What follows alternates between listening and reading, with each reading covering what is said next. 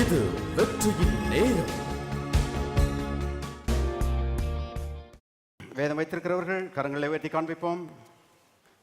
எல்லாரும் சொல்லுவோம், கர்த்தருடைய வசனம் என் கால்களுக்கு தீபமும் என் பாதைக்கு வெளிச்சமா இருக்கிறது. வாசிப்போம். எபிரேயரின் புஸ்தகம் 2ஆம் அதிகாரம் 14-15 ஆகிய வசனங்களை வாசிக்கிறேன். அதனால் பிள்ளைகள் மாம்சத்தையும் இரத்தத்தையும் உடையவர்களாக இருக்க அவரும் அவர்களைப் போல மாம்சத்தையும் இரத்தத்தையும் உடையவரானார். மரணத்துக்கு அதிகாரியாகிய பிசாசானவனை தமது மரணத்தினாலே அழிக்கும்படிக்கும் ஜீவ காலமெல்லாம் மரண பயத்தினாலே அடிமைத்தனத்துக்கு உள்ளானவர்கள் யாவரையும் விடுதலை பண்ணும்படிக்கும் அப்படியானார். ஆண்டவராக இயேசுவை சொந்த ரட்சகராக ஆண்டவராக ஏற்றுக்கொள்ளாதவர்கள் இங்கே இருப்பீர்களானால் இயேசுவை சொந்த ரட்சகராக ஆண்டவராக உங்களுடைய உள்ளத்திலே ஏற்றுக்கொள்ளுங்கள். இயேசு சொன்னார், ஒருவன் தாகமாயிருந்தால் என்னிடத்தில் வந்து பானம் பண்ண கடவன் என்று சொன்னார். பாருங்கள், மனுஷன் வெறும் சரீரம் கிடையாது, அவன் ஒரு ஆவியாயிருக்கிறான் என்று வேதம் சொல்லுகிறது. மனிதன் ஒரு ஆவியாயிருக்கிறான், அவன் சரீரம் என்கிற கூற்றுக்குள்ளே குடியிருக்கிறான். மனுஷனுடைய ஆவிக்குள்ளே ஒரு தாகம் இருக்கிறது. அந்த தாகத்தை தீர்க்கிற ஜீவ தண்ணீர் ஆண்டவராய் இயேசு கிறிஸ்து என்று வேதம் சொல்லுகிறது. பாருங்கள், சரீரத்துக்கு எப்படி பசி இருக்கிறதோ, சரீரத்துக்கு எப்படி தாகம் இருக்கிறதோ, அதே போல ஆவிக்கும், மனுஷனுடைய ஆவிக்கும் பசி இருக்கிறது, தாகம் இருக்கிறது.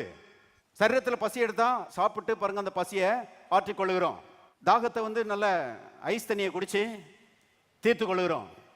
ஆனா ஆவிக்குள்ள, மனுஷனுடைய ஆவிக்குள்ள ஒரு தாகம் இருக்கிறது. அந்த தாகத்தை ஐஸ் தண்ணியை குடிச்சு தீர்க்க முடியாது. மனுஷனுடைய ஆவிக்குள்ள இருக்கிற இந்த தாகத்தை தீர்க்கிறவர் ஒரே ஒருவர், அவருடைய பேர் இயேசு, ஜீவ தண்ணீராகிய இயேசு. அவர் உள்ள வரும்போது மாத்திரமே மனுஷனுடைய ஆவிக்குரிய தேவைகள் சந்திக்கப்படுகிறது. பாருங்க, மனுஷன் சரீர பிரகாரமா அவனுடைய தேவைகள் சந்திக்கப்பட்டிருந்தாலும் உள்ளே ஏதோ ஒரு வெறுமை, ஏதோ ஒரு குறைவு, ஏதோ ஒரு தாகம் இருக்கிறது என்பது பாருங்க மறுக்க முடியாத ஒரு உண்மை. வெளிப்பிரகாரமா சரீர பிரகாரமா இன்றைக்கு தேவைகள் சந்திக்கப்பட்டிருக்கிறது. இன்னைக்கு குடும்பம் இருக்குது, கணவன் இருக்கிறாரு, மனைவி இருக்கிறாங்க, பிள்ளைகள் இருக்கிறாங்க, நல்ல வேலை இருக்குது, சம்பாத்தியம் இருக்குது, பேங்க் அக்கவுண்ட் இருக்குது, வீடு இருக்குது, கார் இருக்குது, எல்லாம் உலக பிரகாரமான அல்லது சரீர பிரகாரமான தேவைகள் சந்திக்கப்பட்டிருக்கிறது. ஆனா உள்ளத்துக்குள்ள ஏதோ ஒரு வெறுமை இருந்து கொண்டே இருக்கிறது. இயேசுவை ஏற்றுக்கொள்ளாதவர்களுக்கு, இந்த காலவெளியில இயேசுவை ஏற்றுக்கொள்ளாதவங்க வந்திருப்பீர்களானால் உங்களுக்காக நான் பேசிட்டு இருக்கிறேன். இயேசுவை ஏற்றுக்கொள்ளாமல் இருக்கும்போது ஏதோ ஒரு வெறுமை, ஏதோ ஒரு குறைவு, சம்திங் சீரியஸ்லி லேக்கிங், ஏதோ ஒரு முக்கியமான ஆழமான ஒரு குறைவு ஒன்று இருக்கிறது. அது என்னன்னா, கர்த்தர் மனுஷனுடைய உள்ளத்துக்குள்ளே வரவில்லை. இயேசு மனுஷனுடைய தாகத்தை தீர்க்கிற ஜீவ தண்ணீராக இருக்கிறார். அவரை ஏற்றுக்கொள்ளும் போது இயேசுவே உள்ளத்துக்குள்ளே வரும். நீர் ஆண்டவர் என்று அவரை ஏற்றுக்கொள்ளும் போது அந்த வெறுமை நீங்குகிறது, அந்த வெற்றிடம் நிரப்பப்படுகிறது, அந்த தாகம் தீர்க்கப்படுகிறது. பாருங்க, வேதத்தில் சகேயு என்கிற ஒரு மனிதனை குறித்து வாசிக்கிறோம். அவன் பாருங்க வரி வசூலிக்கிறவனா இருந்தான். அநியாயமா மக்களை தண்டி அவங்ககிட்ட இருந்து நிறைய பிடுங்கி பெரிய ஐஸ்வர்யவானா இருந்தான். அவனுடைய உலக பிரகாரமான தேவைகள் எல்லாம் சந்திக்கப்பட்டிருந்தது. ஆனா அவனுடைய உள்ளத்துக்குள்ள ஏதோ ஒரு வெறுமை, உள்ளத்துக்குள்ள ஒரு நிராசை, ஒரு குறைவு அது இருந்தது. அவங்க ஊருக்கு இயேசு வந்தாரு. அவன் இயேசுவை பார்க்க வேண்டும், அவர் எப்படிப்பட்டவரோ என்று அவரை பார்க்க வேண்டும் என்று ஆசைப்பட்டான், விரும்பினான். ஆனா இயேசுவை பார்க்க முடியல. ஏன்னா இயேசுவை சுற்றிலும் பெரிய கூட்டம் இருக்குது, நிறைய ஆட்கள் இயேசுவை சுற்றி கொண்டு போயிட்டு இருக்கிறாங்க.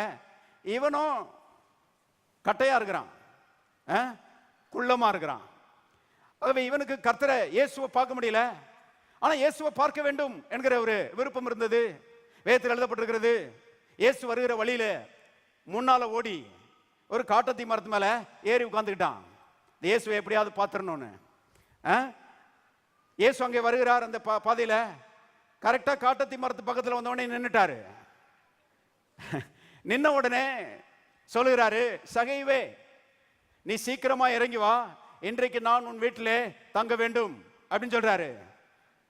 சகை யோசிச்சிருப்பான், நம்ம பேரு இவருக்கு எப்படி தெரியும், நம்ம பேரை யார் இவருக்கு சொன்னா, அப்படிலாம் யோசிச்சிருப்பான். இயேசுவை ஏற்றுக்கொள்ளாதவங்க வந்திருப்பீர்களானால் நான் சொல்லுகிறேன், உங்க பேர் கூட ஆண்டவருக்கு தெரியும், உங்க பின்னணி ஆண்டவருக்கு தெரியும். அவர் பெயர் சொல்லி அழைக்கிற கர்த்தர். சகைவை பார்த்து சொன்னாரு, சகைவை சீக்கிரமா இறங்கி வா அப்படின்னாரு. இறங்கி வந்தான், ஆண்டவரை சந்திச்சான். அருமையானவரை சந்திச்ச மாத்திரத்துல உள்ளத்துக்குள்ளே நிறைவு வந்து விட்டது. இயேசுவை சந்திச்சுட்டா போதும், உள்ளம் நிறைஞ்சிரும் பாருங்க. சமாதானம் வந்து விட்டது, பாவம் மன்னிக்கப்பட்டு விட்டது.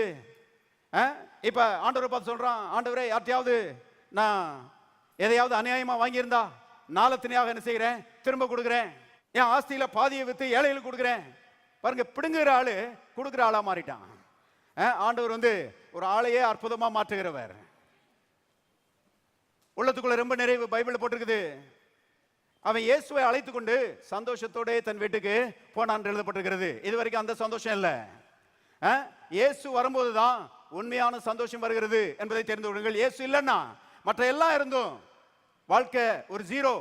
அருமையானவர்களே, சந்தோஷமற்ற ஒரு நிலைமையில் தான் வாழ்க்கை போகும் என்பதை தெரிந்து கொள்ளுங்கள். ஆகவே இயேசு மனுஷனுடைய உள்ளான அந்த ஆவிக்குரிய தாகத்தை தீர்க்கிற ஜீவ தண்ணீராக இருக்கிறார். அவ இயேசுவே என் உள்ளத்துக்குள்ளே வாரும், நீர் என் ஆண்டவர் என்று அவருக்கு அழைப்பு கொடுங்க. வரும்போது இயேசு இல்லாம வந்திருக்கலாம், நீங்க போகும்போது இயேசுவை கூட்டிட்டு போலாம். சகை இயேசுவை கூட்டிட்டு போன மாதிரி நீங்களும் இயேசுவை கூட்டிட்டு போலாம். என்றென்றைக்கு உங்க கூட இருப்பாரு. அருமையான வாழ்க்கையில் ஒரு பெரிய நிறைவு, ஒரு வாழ்க்கையில் ஒரு பெரிய திருப்தி இயேசுவின் மூலமாக உங்களுக்கு உண்டாகும். ஆகவே தாகமாக இருக்கிறவர்களே, நீங்கள் எல்லாரும் என்னிடத்திலே வந்து பானம் பண்ணுங்கள் என்று இயேசு அழைப்பு கொடுக்கிறார். இயேசுவை ஆண்டவராக ஏற்றுக்கொண்ட தேவனுடைய மக்கள், அருமையானவர்களே, வார்த்தையினாலே பிழைக்கிறார்கள் என்கிற சத்தியத்தை நாம் பார்த்து கொண்டு வருகிறோம். தேவன் விசுவாசிகளுடைய நல்வாழ்வுக்காக இந்த வார்த்தைகளை கொடுத்திருக்கிறார். மனுஷன் அப்பத்தினாலே மாத்திரமல்ல, சொல்லுங்க, தேவனுடைய வாயிலிருந்து புறப்படுகிற ஒவ்வொரு வார்த்தையினாலும் பிழைப்பான். தேவனுடைய மக்கள் அருமையானவர்கள் வாழ்ந்திருக்கும்படி கர்த்தர் இந்த வார்த்தைகளை கொடுத்திருக்கிறார். எல்லாரும் பைபிள் கொண்டு வந்திருக்கிறீங்களா? எல்லாரும் கரங்களில் உயர்த்தி காண்பிப்போம். எல்லாரும் சொல்லுவோம், இது தேவனுடைய வார்த்தை, நான் வாழ்ந்திருக்கும்படி தேவன் எனக்கு கொடுத்திருக்கிற அப்பமாகிய இந்த வார்த்தையை நான் விசுவாசிக்கிறேன். பாருங்க, கர்த்தர் நாம் வாழும்படி இந்த வார்த்தைகளை கொடுத்திருக்கிறார். இப்போ அருமையானவர்களே, இந்த வார்த்தையை கவனிக்க வேண்டிய பொறுப்பு விசுவாசியினுடைய பொறுப்பு. ரட்சிக்கப்பட்டிருந்தா மட்டும் போதாது. இன்னைக்கு மக்கள் ரட்சிக்கப்பட்டிருக்கிறாங்க, பைபிள்லாம் வீட்டில் இருக்கும், ஆனா வார்த்தைகளை கவனிக்க மாட்டாங்க. அருமையானவர்களே, ரட்சிக்கப்பட்டிருப்பது நல்லது, ஆனா வார்த்தையை கவனிக்கலன்னா தேவன் உங்களுக்கு வைத்திருக்கிற அந்த உயர்ந்த வாழ்க்கை, அந்த பெரிய சுதந்திரம், அதெல்லாம் வந்து கிடைக்காம போயிடும். தேவன் நம்மை ஆசீர்வதிப்பதற்கு இந்த வார்த்தையை அருமையானவர்களை கொடுத்திருக்கிறார். சங்கீதம் 81க்கு போவோம். சங்கீதம் 81:13 இருந்து வாசிப்போம். என் ஜனம் எனக்கு செவி கொடுத்து இஸ்ரவேல் என் வழிகளில் நடந்தால் எப்படி இருக்கும்? நலமாயிருக்கும். 14வது வசனம், நான் சீக்கிரத்தில் அவர்கள் எதிராளிகளை தாழ்த்தி என் கையை அவர்கள் சத்துருக்களுக்கு விரோதமாக திருப்புவேன். 16வது வசனம் பாருங்க, எல்லாரும் சேர்ந்து வாசிக்கலாம். உச்சிதமான கோதுமையினால் அவர்களை போஷிப்பார், கண்மலை தேனினால் உன்னை திருப்தியாக்குவேன். எதை கொண்டு வந்து எதோட கர்த்தர் வந்து கனெக்ட் பண்றாரு பாருங்க. என் வார்த்தைகளை கவனித்தால் நல்லா இருக்கும். எல்லாரும் சொல்லலாம், நல்லா இருக்கும். நம்ம பாஷையில என் வார்த்தைகளை கவனித்தால் நல்லா இருக்கும். அருமையானவர்களே, நல்லா இருக்கிறதுக்காகவே ஆண்டவர்கிட்ட வந்திருக்கிறோம். எத்தனை பேர் ஆமீன் சொல்றீங்க? நல்லா இருக்கிறதுக்கு தான் ஆண்டவர்கிட்ட வந்திருக்கிறோம். கர்த்தர் சொல்றாரு, வசனத்தை கவனிச்சா நல்லா இருக்கும். இயேசுவை ஏற்றுக்கொண்டதுக்கு முன்னாடி நம்முடைய வாழ்க்கை நல்லா இல்லை. என்னென்ன குறைவு இருந்துச்சோ எல்லாம் இருந்துச்சு. தாழ்ச்சி, வறுமை, அருமையானவர்களே, பலவீனங்கள், தோல்வி, இவைகள்லாம் பாருங்க வாழ்க்கையில நிறைஞ்சு கிடந்துச்சு. வாழ்க்கை நல்லா இல்லை. ஆனா பாருங்க அருமையானவர்களே, ரட்சிப்பின் மூலமாக அற்புதமாய் ஆண்டவர் அவருடைய ராஜ்யத்துக்குள்ள நம்மளை நினைச்சிருக்கிறாரு, கொண்டு வந்திருக்கிறாரு. இருளின் அதிகாரத்திலிருந்து விடுதலையாக்கி அன்பின் குமாரனுடைய ராஜ்யத்துக்குள்ள நம்மை கொண்டு வந்திருக்கிறாரு. அந்தகார இருளிலிருந்து நம்மை விடுதலையாக்கி ஆச்சரியமான ஒளிக்குள்ள கர்த்தர் கொண்டு வந்திருக்கிறாரு. தேவனுடைய ராஜ்யத்துக்குள்ள கர்த்தர் நம்மை கொண்டு வந்திருக்கிறாரு. இது பிரம்மாண்டமான ராஜ்யம். கவனிங்க, இந்த உலகத்துல இருக்கிற எந்த ராஜ்யமும் இந்த ராஜ்யத்துக்கு ஈடாகாது. இது அற்புதமான ராஜ்யம். எத்தனை பேர் ஆமீன் சொல்றீங்க?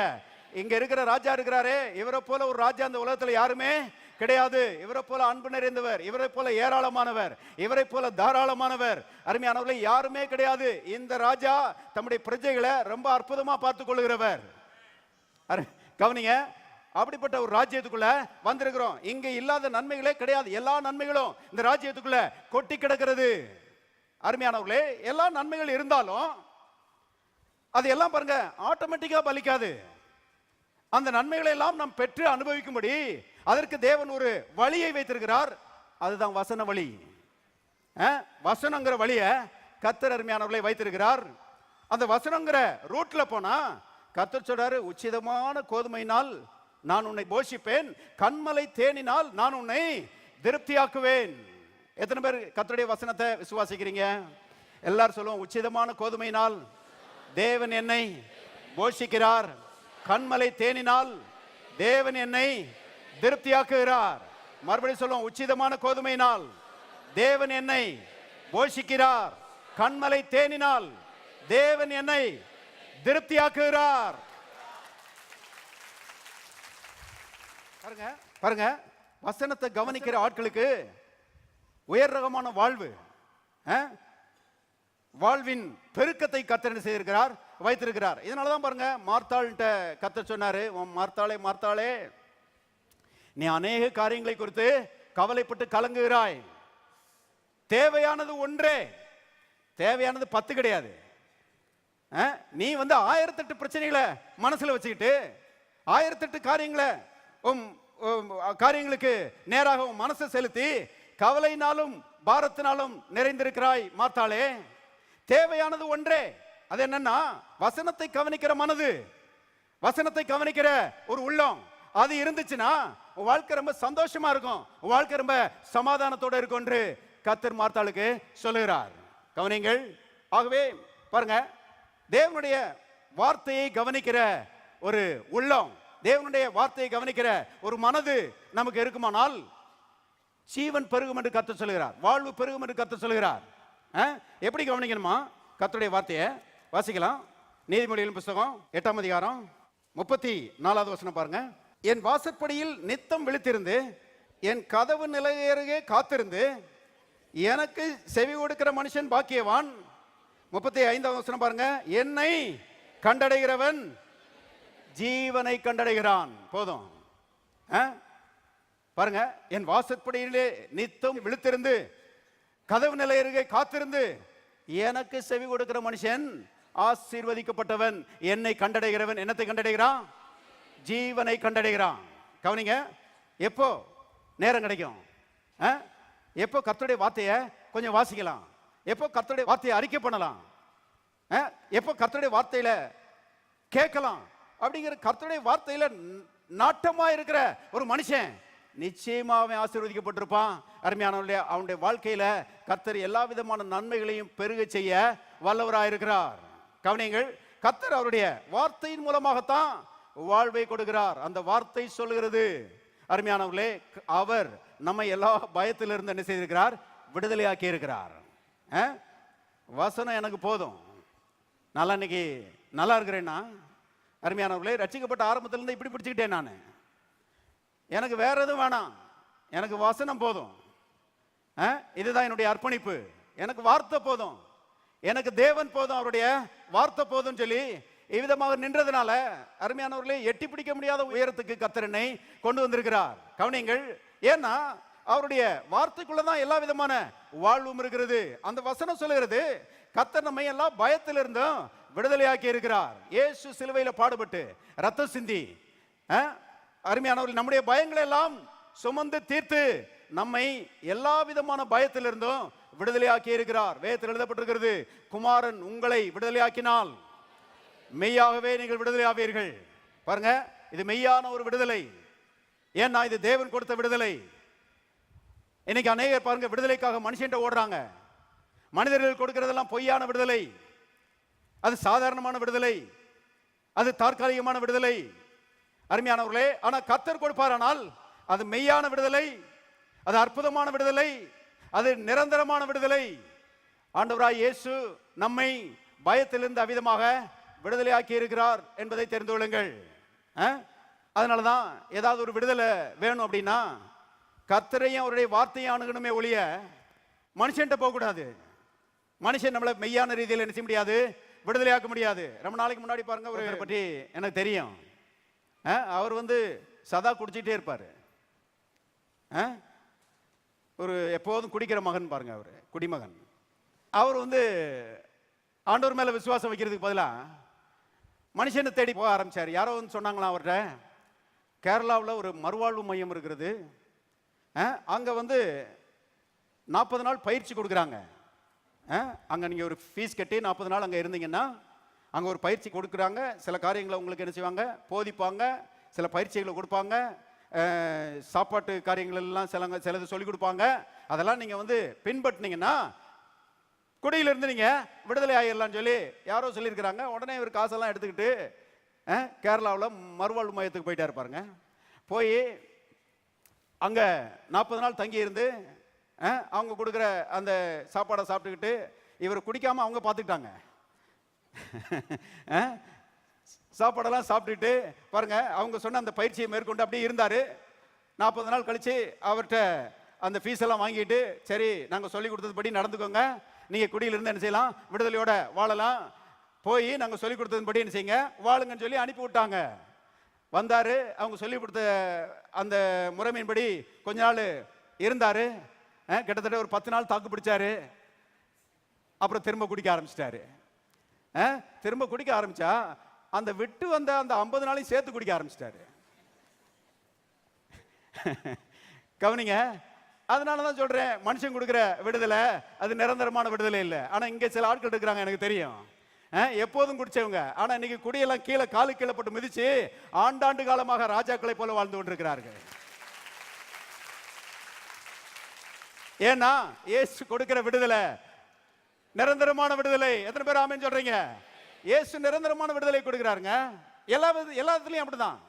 குடியில மட்டும் இல்ல, சேரட்டு பழக்கத்திலிருந்து, எல்லா பாவத்தின் மற்ற அடிமைத்தனத்திலிருந்து, பலவீனத்திலிருந்து, வியாதியிலிருந்து, தரித்திரத்திலிருந்து, பயத்திலிருந்து, எல்லாவற்றிலும் அருமையான கர்த்தர் நிரந்தரமான விடுதலை கொடுத்திருக்கிறார். இயேசுவை ஏற்றுக்கொண்ட மக்கள் விடுதலை பெற்றவர்கள், நிரந்தரமாய் விடுதலை பெற்றவர்கள். அப்ப இதை விசுவாசிச்சு எப்போதும் இந்த உணர்வுல நான் வாழணும். நான் கர்த்தருடைய மனுஷன், கர்த்தரால் விடுதலை ஆக்கப்பட்டிருக்கிறேன், நான் மெய்யாகவே விடுதலை ஆக்கப்பட்ட ஒரு ஆளு. இவ்விதமாக விசுவாசிக்கும் போது விடுதலையின் வாழ்க்கை நம்முடைய பங்காக மாறும். எத்தனை பேர் விசுவாசிக்கிறீங்க? எல்லாரும் சொல்லுவோம், இயேசு என்னை பயத்திலிருந்து விடுதலை ஆக்கி இருக்கிறார், நான் மெய்யாகவே பயத்திலிருந்து விடுதலை ஆக்கப்பட்டிருக்கிறேன். மறுபடியும் சொல்லுவோம், இயேசு என்னை பயத்திலிருந்து விடுதலை ஆக்கி இருக்கிறார், நான் மெய்யாகவே பயத்திலிருந்து விடுதலை ஆக்கப்பட்டிருக்கிறேன். நான் பயப்பட மாட்டேன். கவனிங்க, நமக்கு ஒரு பிரமாணத்தை கர்த்தர் கொடுத்திருக்கிறார் பாருங்க. அது என்னன்னா, பயப்படாதே, விசுவாசம் உள்ளவனாய் இரு. நாம விசுவாசி, பயப்படுகிறவர்கள் அல்ல. பல பயங்களை குறித்து நாம் பார்த்தோம். அதுல கடைசியா ஒரு பயத்தை குறித்து நான் உங்களுக்கு காண்பித்தேன். அது என்னன்னா, பொருளாதாரத்தை குறித்த ஒரு பயம், பண விஷயத்தை குறித்த ஒரு பயம்.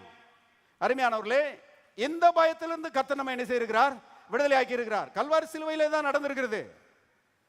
நம்முடைய விசுவாசத்தின் மையமே கல்வாரி சிலுவை தான். ஆண்டவராய் இயேசு கல்வாரி சிலுவையில நம்முடைய தரித்திரத்தை சுமந்து தீர்த்திருக்கிறார். நம்மை தரித்திரத்திலிருந்து விடுதலை ஆக்கி இருக்கிறார்.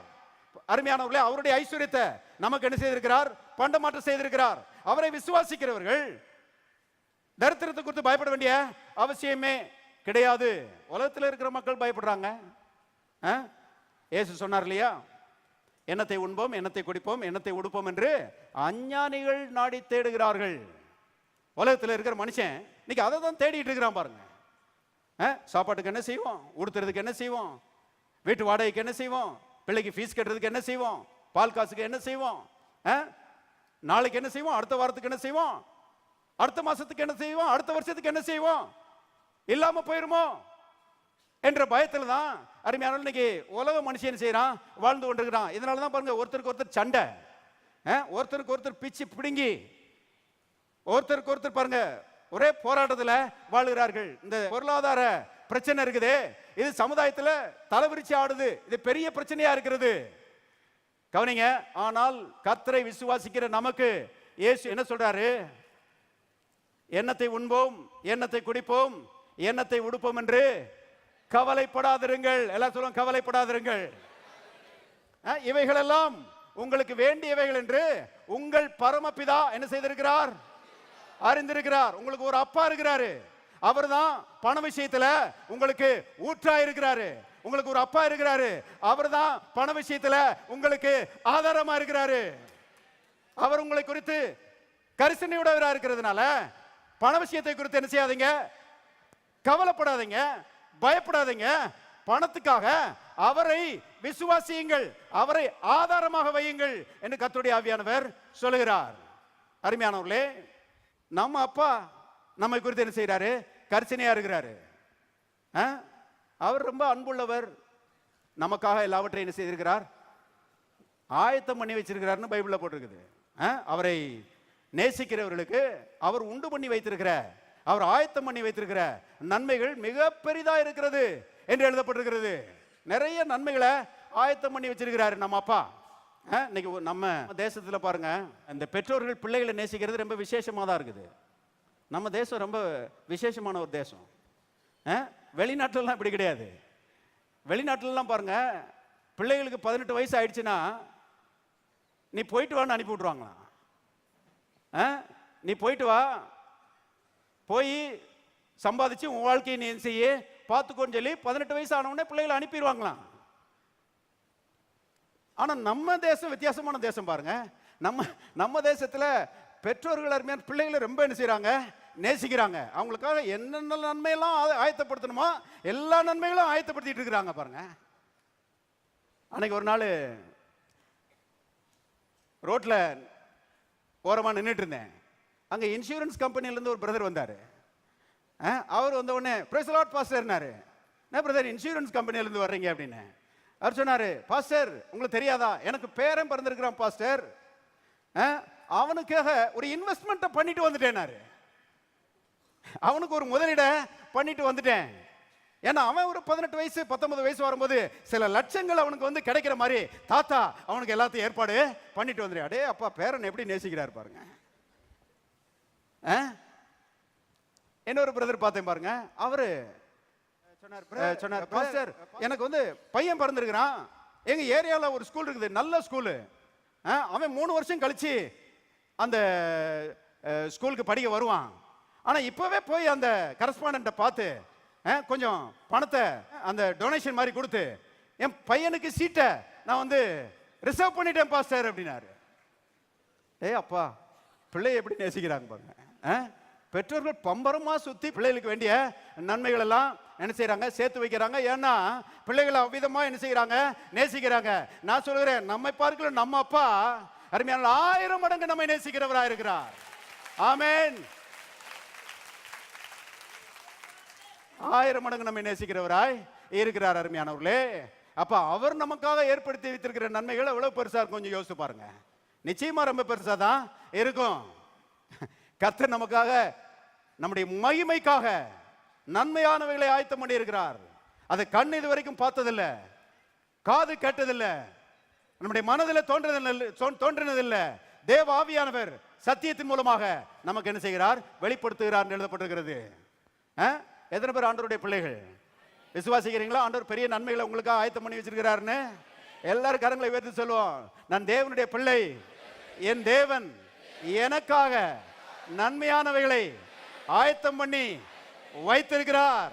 மறுபடியும் சொல்லுவோம், நான் தேவனுடைய பிள்ளை, என் தேவன் எனக்காக நன்மையானவைகளை ஆயத்தம் பண்ணி வைத்திருக்கிறார்.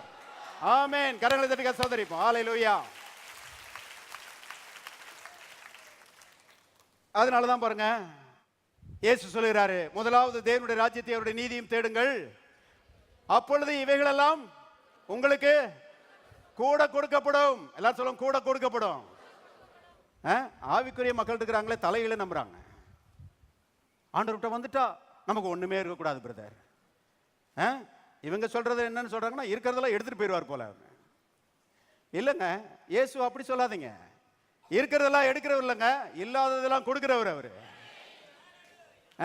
இல்லாததெல்லாம் கொடுக்கிறவர் தான் நம்ம இயேசு. ஆகவே அவர் சொல்றாரு, தேவனுடைய ராஜ்யத்துக்கு முதலிடம் கொடு, தேவனை தேடு, அவரை அறிந்து கொள்வதற்கு உன் மனதை செலுத்து, வசனத்துல இரவும் பகலும் தியானமாயிரு. எப்போதும் கர்த்தரை மகிமைப்படுத்துகிற ஒரு வாழ்க்கை உன்னுடைய பங்கா இருக்கட்டும்.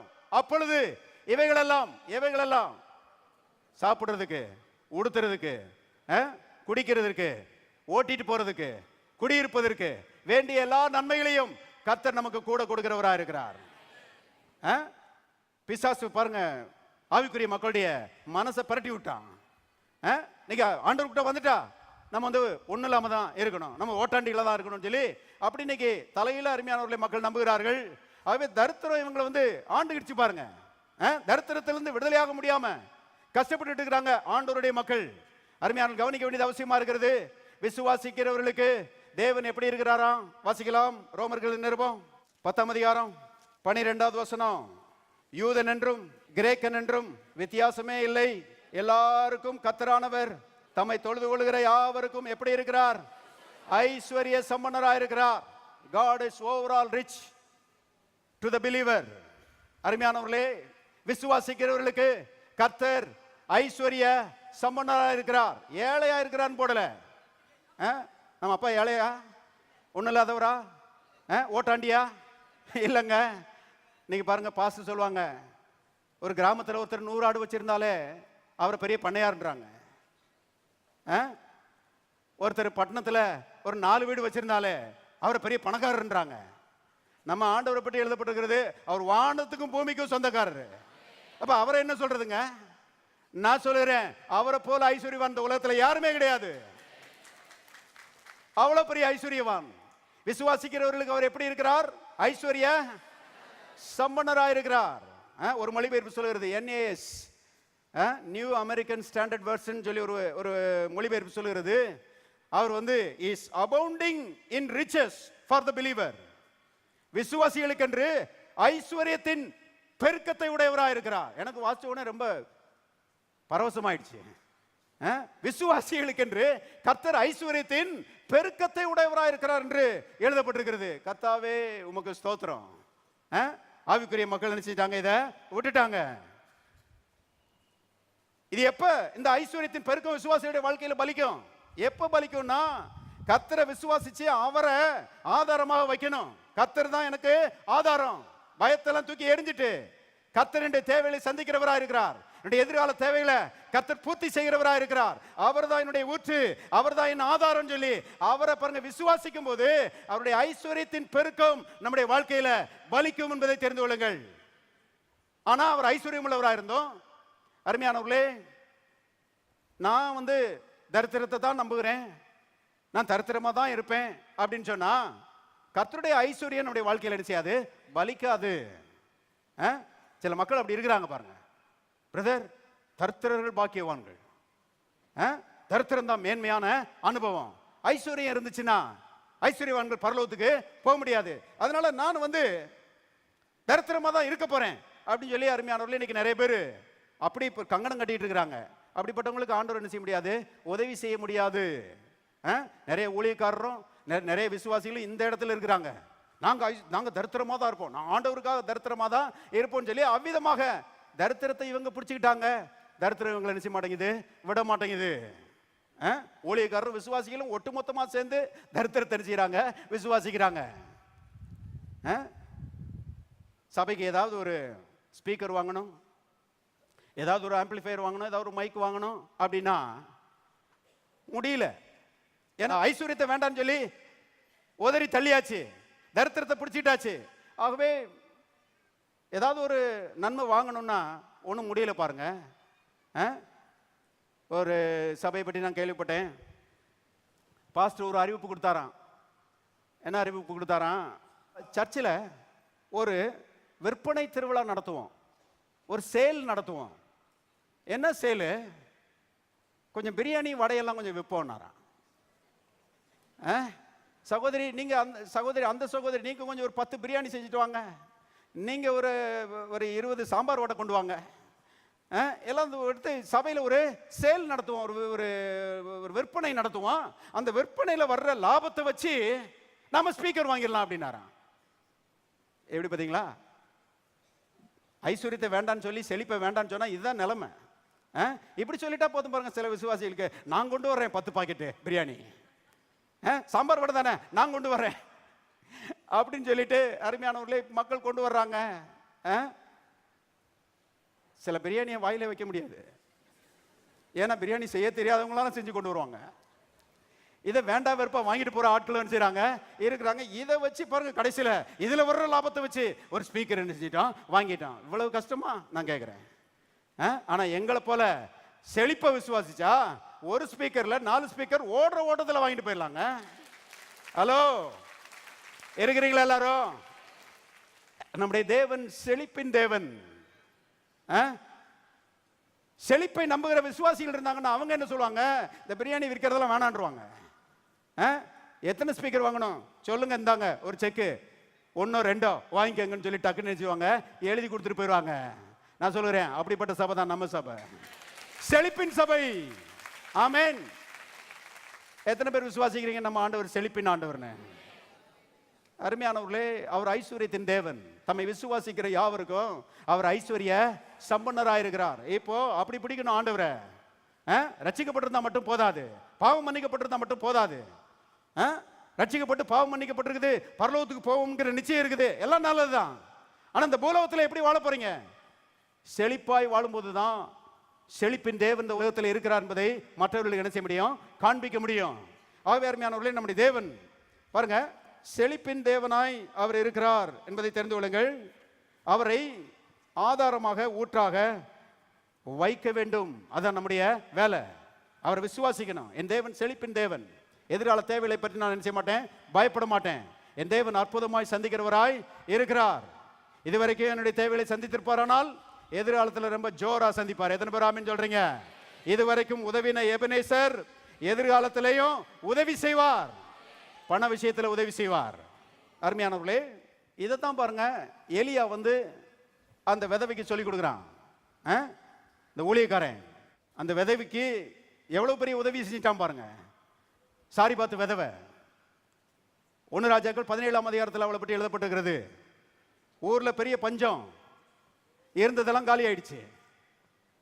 இப்ப இருக்கிறது ஒரு பிடி மாவு, கொஞ்சம் போல எண்ணெய். மகன் இருக்கிறான், அவ விதவை. ஆகவே அந்த மாவை அந்த எண்ணெயை பயன்படுத்தி கடைசியா சாப்பிட்டுட்டு அப்புறம் பட்னியில் என்ன செய்ய போறோம், சாக போறோன்ற ஒரு எண்ணம் அவளுக்குள்ள வந்து விட்டது. தரித்திரத்தில் சாக போறோம், பட்னியில சாக போறோம்ங்கிற எண்ணம் அவளுக்குள்ளே வந்து விட்டது. ஆகவே அந்த கொஞ்சம் மாவை அடையாக சுடுவதற்கு 2 விறகு பறக்கிட்டு இருக்கிறா. அந்த நேரத்தில் எலியா வர்றான். எலியா அவர் கேட்கிறாரு, கொஞ்சம் தண்ணி கொண்டு வான்றாரு. தண்ணி கொண்டு வர திரும்பும் போது அப்புறம் சொல்றாரு, கொஞ்சம் அடையும் பண்ணி எடுத்துட்டு வான்றாரு. அடை எடுத்துட்டு வான உடனே அவ சொன்னா, ஒரு பிடி மாவு தான் இருக்குது, வேற அடையே இல்லை அப்படின்னு சொல்றா. கடைசி சாப்பிட்டு செத்து போக போறோம் சொல்லியா அவ சொல்லுகிறா. ஏலியா ஒரு வார்த்தை சொல்லுகிறான், பயப்படாதே. தரித்திரத்தை நினைச்சு பயப்படாதே, இல்லாம போயிரும், வறுமையில நம்ம செத்து போயிரும் சொல்லி பயப்படாதே. ஏனென்றால் இந்த தரித்திரத்தின் மத்தியிலும் வாழ வைக்கிற தேவன் இருக்கிறார், உன்னை ஆசீர்வதிக்கிற தேவன் இருக்கிறார், உன் கையின் பிரயாசத்தை பெருக்கி கொடுக்கிற தேவன் இருக்கிறார். ஆகவே பயப்படாதே, தரித்திரத்தை நினைச்சு பயப்படாதே சொல்லி பாருங்க. எலியா சொல்லுகிறான், அவ விசுவாசிக்கிறவா. ஆகவே போகிறாள், போய் அடைய பண்ணி எடுத்துட்டு எலியாட்ட கொடுக்குறா.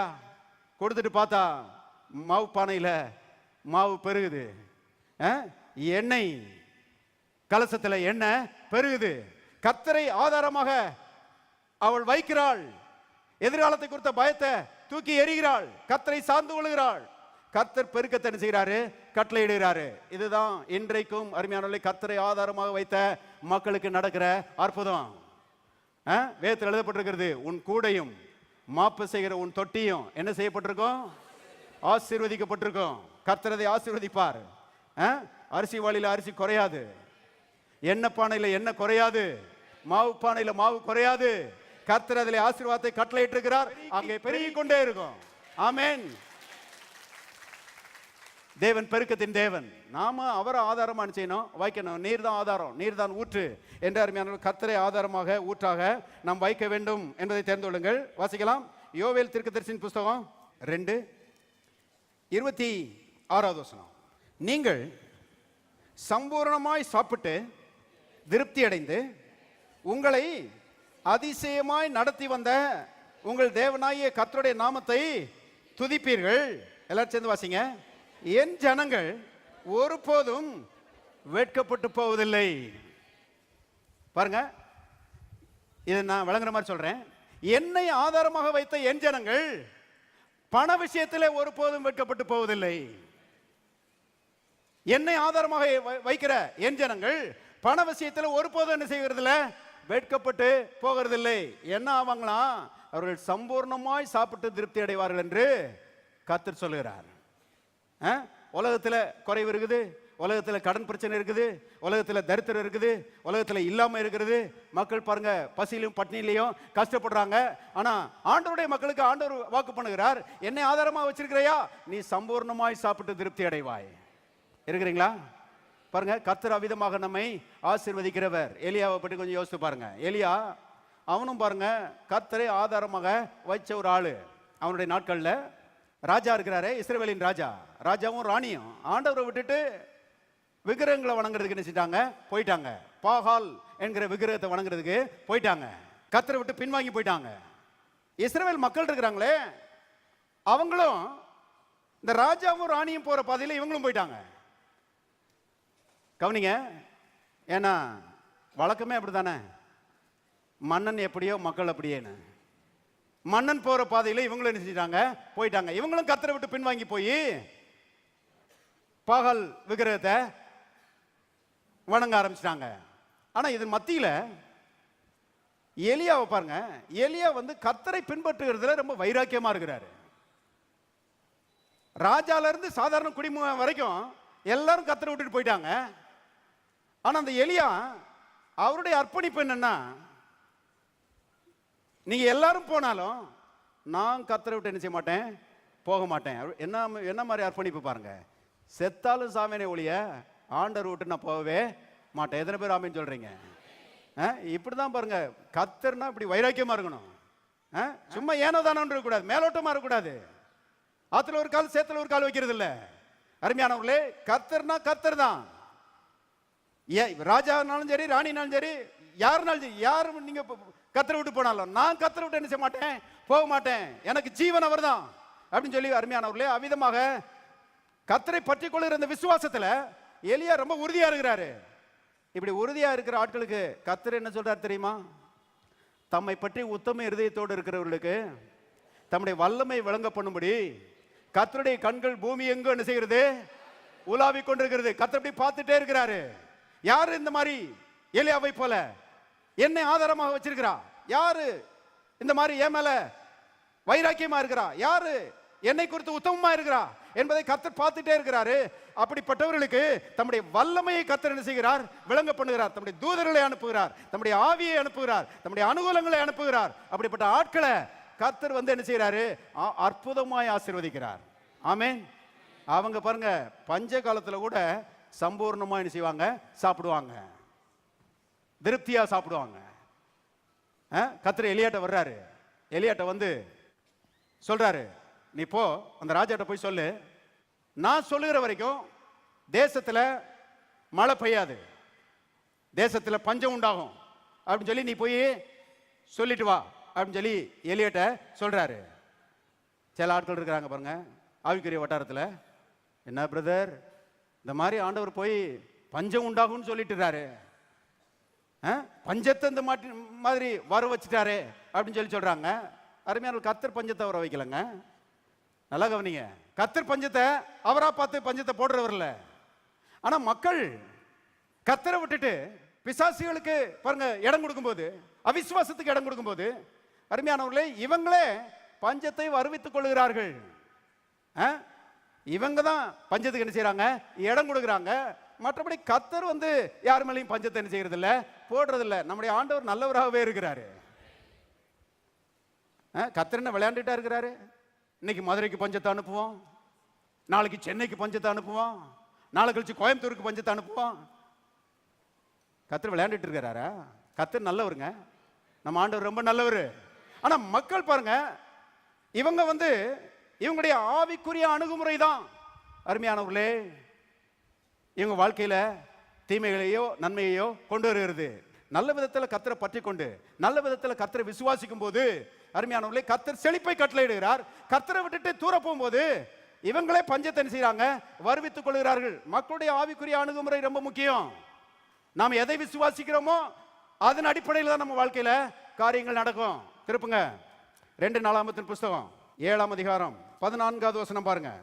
என் நாமம் தரிக்கப்பட்ட என் ஜனங்கள் தங்களை தாழ்த்தி ஜெபம் பண்ணி என் முகத்தை தேடி தங்கள் பொல்லாத வழிகளை விட்டு திரும்பினால் அப்பொழுது பரலோகத்தில் இருக்கிற நான் கேட்டு அவர்கள் பாவத்தை மன்னித்து அவர்கள் தேசத்துக்கு எல்லாரும் சேர்ந்து வாசிங்க சேமத்தை கொடுப்பேன். சேமம்னா புரிய மாட்டேங்குது, விளங்குற மாதிரி சொல்றேன். செழிப்பை கொடுப்பேன். கவனிச்சிங்களா? அங்க ஆண்டவர் சொல்றாரு, என் நாமம் தரிக்கப்பட்ட என் ஜனங்கள் தங்களை தாழ்த்தி ஜெபம் பண்ணி என் முகத்தை தேடி தங்கள் பொல்லாத வழிகளை விட்டு திரும்பினால் செழிப்பை கொடுப்பேன்றாரு. அப்படின்னா என் நாமம் தரிக்கப்பட்ட என் ஜனங்கள் தங்களை தாழ்த்தாம ஜெபம் பண்ணாம என் முகத்தை தேடாம பொல்லாத வழிகளை விட்டு திரும்பாம இருப்பார்களானால் என்ன கிடைக்கும்?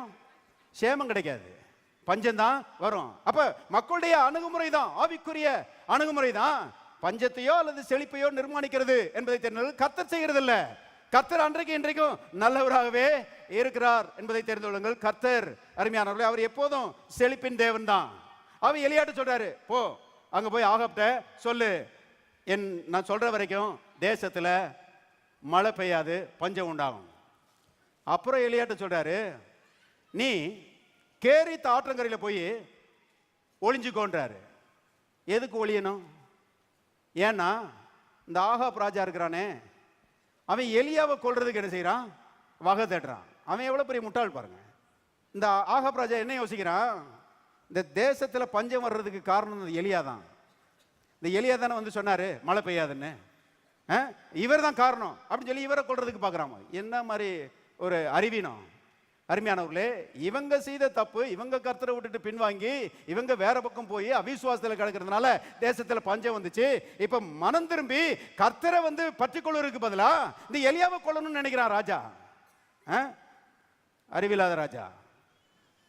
அதனால கர்த்தர் சொன்னாரு, அப்பா அவன் உன்னை கொல்றதுக்கு தேடுறான், நீ போய் கேரி தாற்றங்கரையில ஒளித்து கொண்டுரு அப்படின்னு சொல்றாரு. பாருங்க, இவ்வளவு பாதகமான சூழ்நிலையில கர்த்தரை ஆதாரமாக வைத்த எலியாவை கர்த்தர் என்ன அருமையா நடத்துறாரு பாருங்க. இன்னைக்கும் அதான் உண்மை. அங்க போய் கேரி தாற்றங்கரையில் ஒளிஞ்சிருக்கிறான். 1 ராஜாக்கள் 17:6 சொல்லுகிறது, விடியற் காலத்திலே காகங்கள் அவனுக்கு அப்பமும் இறைச்சியும், சாயங்காலத்திலே காகங்கள் அப்பமும் இறைச்சியும் என்ன செய்தது? கொண்டு வந்தது. எல்லாரும் சொல்லுவாங்க, அப்பமும் இறைச்சியும் கஞ்சியும் ஊறுகாயும் இல்ல. பஞ்ச நேரத்தில் ஆண்டவர் எப்படி போஷிக்கிறாரு பாருங்க. அப்பத்தையும் இறைச்சியும் கொடுத்து அவனை என்ன செய்யறாரு? போஷிக்கிறாரு. சரி, காலையில அப்பம் இறைச்சியும் சாப்பிட்டாச்சு, சாயங்காலத்தில் கொஞ்சம் சோறு ரசம் துவையல் அதை வச்சு என்ன செய்ப்பா, அட்ஜஸ்ட் பண்ணுப்பா அப்படி சொல்லல. அருமையானவர்களே, காலையிலையும் அப்பமும் இறைச்சியும் தான், சாயங்காலமும் அப்பமும் இறைச்சியும் தான். ஏன்னா என்னை ஆதாரமாக கொண்ட என் ஜனங்கள் சம்பூர்ணமாய் சாப்பிட்டு திருப்தி அடைவார்கள். கர்த்தர் சம்பூர்ணமாய் ஆசீர்வதிக்கிற தேவன். எலியாவை விதமாக என்ன செய்தார்? போஷித்தார். யோசித்து பாருங்க, காக்காயை கொண்டு வந்து கொடுக்க சொல்றாரு. இந்த காக்கா யாருக்குமே கொடுக்காது. காக்கா தான்ப்பா உனக்கு கொடுக்குன்னு சொல்லி கர்த்தர் சொல்லலைன்னா இந்த எலியா காக்காயை பற்றி நினைச்சு கூட பார்த்திருக்க மாட்டாரு. அருமையானவர்களே, கர்த்தரை ஆதாரமாக கொண்டா நான் சொல்லுறேன், நீங்களும் அப்படிதான். நினைச்சு பார்க்காத ரீதியில கர்த்தர் வருமானத்தை கொண்டு வருவார். நீங்க நினைச்சு பார்த்திருக்க மாட்டீங்க, நீங்க கற்பனை பண்ணி பார்த்திருக்க மாட்டீங்க. அருமையானவர்களே, கர்த்தர் அற்புதமாய் உங்களுக்கு என்ன செய்வாரு? பணங்களை கொண்டு வருவார். ஏன்னா அவர் ஆதாரமா இருக்கிறார், ஊற்றா இருக்கிறார். அருமையானவர்களே, நம்ம வேலை என்னன்னா, என் தேவன் தான் எனக்கு ஆதாரம், நான் யாரையும் நம்ப போறதில்லை, என் தேவனை நம்ப போகிறேன். அவர் வானத்துக்கும் பூமிக்கும் சொந்தக்காரர், அவர் தான் என்னுடைய ஊற்று, அவர் தான் என்னுடைய ஆதாரம். எத்தனை பேர் ஆமென் சொல்றீங்க? அருமையானவர்கள், அவ்விதமாக கர்த்தரை நாம் பற்றி கொள்ளும்போது கர்த்தர் வந்து பாருங்க எட்டாத ரீதியில் நம்ம என்ன செய்கிறார், உயர்த்துகிறார். ஒரு சகோதரன் எனக்கு தெரியும் பாருங்க, இன்ஜினியரிங் காலேஜ் படிச்சுட்டு இருக்கும்போது வந்தார் சர்ச்சுக்கு. அவர் இயேசுவை அறியாத பின்னணி, சர்ச்சுக்கு எப்படியே வந்திருக்கிறாரு, யார் மூலமா கேள்விப்பட்டு வந்திருக்கிறாரு. வந்து இங்க சுவிசேஷத்தை கேட்டு, ஆண்டவருடைய ரட்சிப்பின் சுவிசேஷத்தை கேட்டு இயேசுவை ஏற்றுக்கொண்டு ரட்சிக்கப்பட்டார். ரட்சிக்கப்பட்டு தொடர்ந்து ஆலயத்துக்கு வந்துட்டு இருந்தாரு.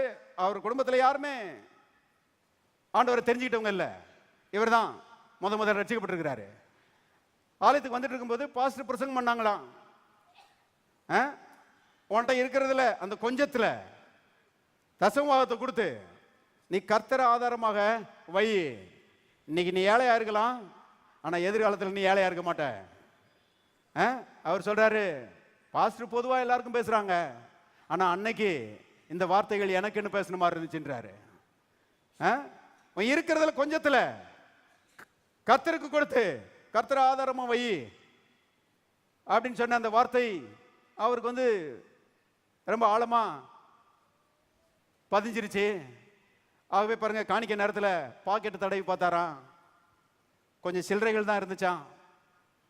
10 ரூபாய்க்கு கீழே உள்ள கொஞ்சம் சில்லறைகள் தான் இருந்துச்சான். அருமையானவர்களே, அந்த சில்லறை அனைத்தையும் வலிச்சு எடுத்தாராம். வலிச்சு எடுத்து, ஆண்டவரே நீர் தான் என்னுடைய பண விஷயத்துல ஆதாரம். என் குடும்பம் ஒரு ஏழை குடும்பம், நாங்க ஏழைகள், ஆனா நீர் என்னை எதிர்காலத்தில் ஆசீர்வதிப்பீர், உண்மை நான் விசுவாசிக்கிறேன், நீர் தான் என்னுடைய ஆதாரம் சொல்லி காணிக்கை பெட்டிக்குள்ள போட்டுட்டாராம். சொல்றாரு, இருக்கிற சில்லறையெல்லாம் காணிக்கையில போட்டுட்டு வீட்டுக்கு நடந்து போனேன்றாரு. சிட்டி பஸ்ஸுக்கு இல்லாம போயிருமேன்னு பயந்துருந்தா போட்டிருக்க மாட்டேன். ஆனா கர்த்தர் ஆதாரமா இருக்கும்போது இப்ப என்ன, பரவாயில்லன்னு சொல்லி போட்டுட்டு வீட்டுக்கு நடந்து போயிட்டேன்றாரு.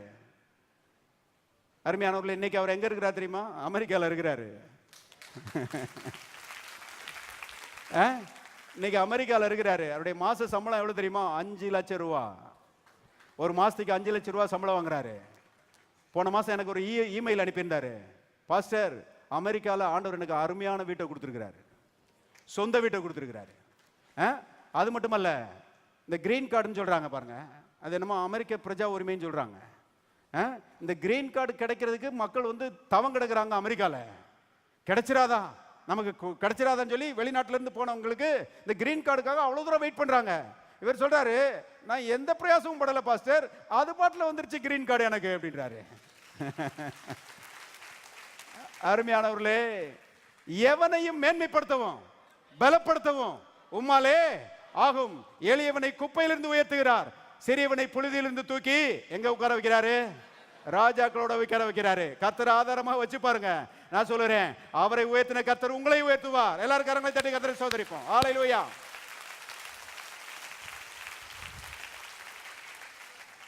கர்த்தர் நம்முடைய ஊற்றா இருக்கிறார், ஆதாரமா இருக்கிறார். அவர் ஊற்றாக ஆதாரமாக வைக்க வேண்டிய ஒரு ஒரு பொறுப்புல நாம இருக்கிறோம். ஏதோ அவரை விட்டுட்டு யார் தருவான்னு சொல்லி பார்த்துட்டு இருந்தா நிறைவு உண்டாகாது. தேவனுடைய மக்களே, கர்த்தரை ஆழமாக சார்ந்து கொள்ள வேண்டியது மிக அவசியமா இருக்கிறது. கடைசியாக திருப்போம் மார்க்கு 12ஆம் அதிகாரம் 41 இருந்து வாசிக்கிறேன். இயேசு காணிக்கை பெட்டிக்கு எதிராக உட்கார்ந்து ஜனங்கள் காணிக்கை பெட்டியிலே பணம் போடுகிறதை பார்த்து கொண்டிருந்தார். ஐஸ்வர்யவான்கள் அநேகர் அதிகமாய் போட்டார்கள். ஏழையான ஒரு விதவையும் வந்து ஒரு துட்டுக்கு சரியான 2 காசை போட்டாள். அப்பொழுது அவர் தம்முடைய சீஷரை அழைத்து, காணிக்கை பெட்டியில் பணம் போட்ட மற்ற எல்லாரை பார்க்கலாம், எல்லாரும் சேர்ந்து வாசிங்க, இந்த ஏழை விதவை அதிகமாய் போட்டாள் என்று மெய்யாகவே உங்களுக்கு சொல்லுகிறேன். அவர்கள் எல்லாரும் தங்கள் பரிபூர்ணத்திலிருந்து எடுத்து போட்டார்கள், இவளோ தன் வறுமையிலிருந்து, எல்லாரும் சேர்ந்து வாசிங்க, ஜீவனத்துக்கு உண்டானது இருந்தா இதெல்லாம் என்ன செய்தாள்? போட்டு விட்டாள். கவனிங்க, இயேசு அந்த நாட்களில் ஒரு போதகர். பொதுவாக ஜனங்கள் வந்து அவரை ஒரு போதகராக என்ன செஞ்சாங்க? பார்த்தாங்க, அங்கீகரிச்சாங்க. ஆகவே இந்த போதகர் இயேசு காணிக்கை பெட்டிக்கு முன்னாடி உட்கார்ந்து காணிக்கை போடுகிற ஜனங்களை எவ்வளவு போடுறாங்கன்றத பார்த்துக்கிட்டே இருக்கிறாரு. இன்னைக்கு யாராவது ஒரு போதகர் காணிக்கை பெட்டிக்கு முன்னாடி உட்கார்ந்து இந்த காணிக்கையை எண்ணிட்டு இருந்தாருன்னா யார் எவ்வளோ போடுறான்னு பார்த்துட்டு இருந்தா ஜனங்கள் யாருமே ஒத்துக்கிட மாட்டாங்க. ஏன்னா யாருக்குமே தெரியாம காணிக்கை போடணுன்றது தான் இவங்களுடைய எண்ணம் இல்லையா? ஏன்னா பைபிள்லேயே ஒரு வசனம் இருக்குது, வலது கை போடுகிறத இடது கை அறியாதிருப்பதாக. ஆகவே நான் கொடுக்கறத பக்கத்தில் இருக்கிறது கூட யாரும் என்ன செய்யக்கூடாது, பார்க்கக்கூடாது. அதனால என்ன செய்யறாங்க பாருங்க, சில ஆட்கள் இந்த ரூபா நோட்டை மடிச்சு அதை சுருட்டி அதை பிதுக்கி அதை உருட்டி அப்படியே பண்ணி அப்படி பாருங்க, அப்படி காணிக்கப்பட்டு வந்து அப்படி உள்ள போட்டுருவாங்க. இதை எடுத்து சரி பண்ணி இதை எடுத்து கொண்டு போய் பேங்க்ல கொடுத்தா அவன் எங்களை ஒரு மாதிரி பார்க்கறான். எங்க இருந்து வர்றாரு இந்த ஆளு, ரூபா நோட்டை இந்த பாடுபடுத்தி இருக்கிறாரு. பாவம், அவருக்கு உண்மை தெரியாது. கவனிங்க, ஏன்னா யாருக்குமே தெரியாம காணிக்க போடுறதுதான் இன்னைக்கு மக்கள் அப்படிதான் விரும்புறாங்க. ஆனா இயேசு பாருங்க, வேணுன்னே காணிக்கப்பட்டிக்கு முன்னாடி போய் நிற்கிறாரு, உட்காந்து எவ்வளவு போடுறாங்கன்னு பார்த்துட்டு இருக்கிறாரு. ஐஸ்வர்யவான்கள் நிறைய போட்டாங்க. ஒரு ஏழை விதவை வந்து ஒரு காசுக்கு நிகரான ஒரு துட்டுக்கு நிகரான 2 காசை போட்டா. அதுக்கு இன்னைக்கு இருக்கிற அந்த பண மதிப்பு என்னன்னா 20 ரூபா. 20 ரூபாய் என்ன செஞ்சிட்டா, போட்டுட்டா. இயேசு சொல்றாரு பாருங்க, நான் நினைக்கிறேன் இந்த ஐஸ்வர்யவான்கள் 500 1000 எல்லாம் போட்டிருப்பாங்க. ஆனா இயேசு என்ன சொல்லுகிறாரு, இந்த விதவை அவங்க எல்லாரிலும் அதிகமாய் போட்டாளுங்கிறாரு. ஏன்னா 20 ரூபா 500 ரூபாய் காட்டிலும் பெருசா, 20 ரூபா 1000 ரூபாய் காட்டிலும் பெருசா? ஆனா இயேசு சொல்றாரு இவக்கு போட்டதான் நிறைய போட்டா அப்படின்றாரு. என்ன அர்த்தம்? சதவீதத்தை பார்க்கிறாரு இயேசு, பெர்சன்டேஜை பார்க்கிறாரு. அவங்கெல்லாம் 10% போட்டுக்கலாம், 15% போட்டுருக்கலாம். ஆனா இவ என்ன பண்ணிட்டா, 100% என்ன செஞ்சிட்டா, போட்டுட்டா. ஒருத்தர் சொன்னாரு, இருக்கிறதெல்லாம் போட்டுட்டாளே, எதிர்காலத்துக்கு என்ன செய்வாய்வா? எதிர்காலத்துக்கு எதையும் வச்சுக்கிடாம இருக்கிறதெல்லாம் போட்டுட்டாளே அப்படின்னாரு. நான் கேட்கிறேன், இந்த 20 ரூபாயை வச்சு என்ன எதிர்காலத்தை சந்திக்க போறீங்க? அடுத்த சாப்பாடோட முடிஞ்சு போயிடும். ஆனா அவ நினைச்சா, அவ பார்த்தா இந்த 20 ரூபாயும் ஆண்டவர் கையில கொடுத்து ஆண்டவரை ஆதாரமா செய்வோம் வைப்போம். ஆண்டவரை ஆதாரமா வச்சா நாம தரித்திரத்தில் சாகவே மாட்டோம். அவர் நம்மை பிழைப்பூட்டுகிற தேவன், அவர் நம்மை வாழ வைக்கிற தேவன். அப்படி அவ என்ன செஞ்சா, விசுவாசிச்சா. ஆகவே 20 ரூபாயை பாருங்க, பயத்தெல்லாம் தூக்கி எறிஞ்சிட்டு உள்ள போட்டுட்டா. அவளை பற்றி அதுக்கு பின்னால என்ன நடந்ததுன்னு பைபிள்ல போடல. ஆனா என்ன நடந்திருக்கும் கொஞ்சம் யோசிச்சு பாருங்க. என்ன நடந்திருக்கும்? அவ வந்து போயிட்டு, ஏன்னா இருக்கிறதெல்லாம் போட்டாலே, போயிட்டு பட்டினியில செத்துருப்பான்னு நினைக்கிறீங்களா? நிச்சயமா இருக்க முடியாது. ஏன்னா இயேசுனுடைய அங்கீகாரத்தை அவ பெற்றுட்டா. தேவனுடைய கண்கள்ல பாருங்க அவளுக்கு தயவு கிடைத்து விட்டது. அதுக்கு பிறகு என்ன நடந்திருக்கும் நான் சொல்லுறேன். ஏலியாவுக்கு காக்கா கொண்டு வந்து கொடுத்த மாதிரி இவளுக்கு நிறைய பேர் என்ன செய்வாங்க, கொண்டாந்து கொடுத்துருப்பாங்க. ஆண்டவர் கொடுக்க வச்சிருப்பாரு. ஏன்னா அவர் தான் சொன்னாரு, கொடுங்கள் அப்பொழுது உங்களுக்கு கொடுக்கப்படும், ஆமிக்கு குலுக்கி சரிந்து விழும்படி நன்றாய் அளந்து உங்கள் மடியிலே போடுவார்கள். கொடுத்துட்டாரு, இவ கொடுத்துட்டா, ஆண்டவர் அதை பார்த்துட்டாரு. நிச்சயமா நான் சொல்லுறேன், அதுக்கு பிறகு கர்த்தருடைய ஆசீர்வாதம் அவளுக்கு வந்திருக்கும். அவளுடைய கைகளின் பிரயாசத்தை கர்த்தர் ஆசீர்வதிச்சு அவளை பாருங்க, அவளை பெருக்கத்தை கொடுத்து அவளை உயர்த்தி இருப்பார் என்று நான் விசுவாசிக்கிறேன். ஏன்னா பைபிள் அப்படிதான் போட்டிருக்குது. எத்தனை பேர் ஆண்டவர் ஆதாரமா வச்சிருக்கிறீங்க? கடைசியா ஒரே ஒரு வசனத்தை வாசி முடிச்சிடும். ஏசாயா 45 4வது வசனம், வெண்கல கதவுகளை உடைத்து இருப்பு தாழ்பால்களை முறித்து அந்தகாரத்தில் இருக்கிற பொக்கிஷங்களையும் ஒளிப்பிடத்தில் இருக்கிற புதையல்களையும் உனக்கு கொடுப்பேன். யார் சொன்னாருங்க? வானத்தையும் பூமியை உண்டாக்கின கர்த்தர் என்ன செய்திருக்கிறாரு, சொல்லியிருக்கிறாரு. பிசாசு நமக்கு வர வேண்டிய அருமையானவர்களே இந்த பொருளாதாரத்தை என்ன செஞ்சிருக்கிறான் பாருங்க, அந்தகாரத்துக்குள்ள அடைச்சு வச்சு இரும்பு தாழ்பால்களை போட்டு வச்சிருக்கிறான், வெண்கல தாழ்பால்களை போட்டு வச்சிருக்கிறான்.